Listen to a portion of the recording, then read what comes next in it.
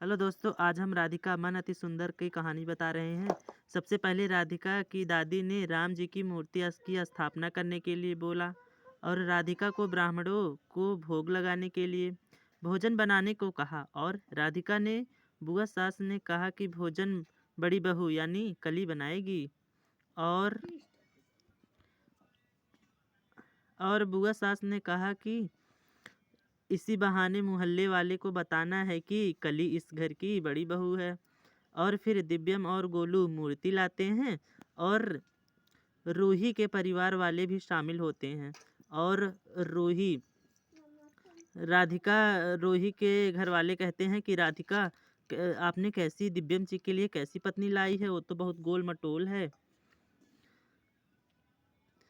और फिर राधिका ब्राह्मण को खाना बना मतलब दादी जी उनकी बोलती हैं राधिका को कि ब्राह्मण के लिए वो खाना बनाए और कली को बोलती हैं कि वो घर के लिए खाना बनाए। और दोनों लोग खाना बनाने चले जाते हैं। और राधिका खाना बनाती है, उस मतलब खीर भी बनाती है, लेकिन खीर उसका कम पड़ जाता है। तो कम पड़ने की वजह से तो वो थोड़ा खोया बना देती है, ब्राह्मणों के लिए खिलाने के लिए खोया बनाती हैं। लेकिन फिर एक दादाजी आते हैं, कली से बोलते हैं कि खाना मांगते हैं, तो कली खाना नहीं देती, कहती है ये खाना तो ब्राह्मणों के लिए बना है, हम आपको खाना ये नहीं दे सकते। लेकिन फिर राधिका आती है तो वो ब्राह्मणों को खाना दे देती है, बोलती है कि खाना तो स्वयं भगवान समझिए, आप आए हुए हैं हमारे यहाँ भगवान की तरह, तो खाना चाहे भगवान के लिए बना हो चाहे ब्राह्मणों के लिए, तो हम आपको खाना ज़रूर देंगे। तो राधिका उनको खाना दे देती है। और वो खाना खाने के बाद बोलते हैं कि अन्नपूर्णा माता आपको सुखी रखें।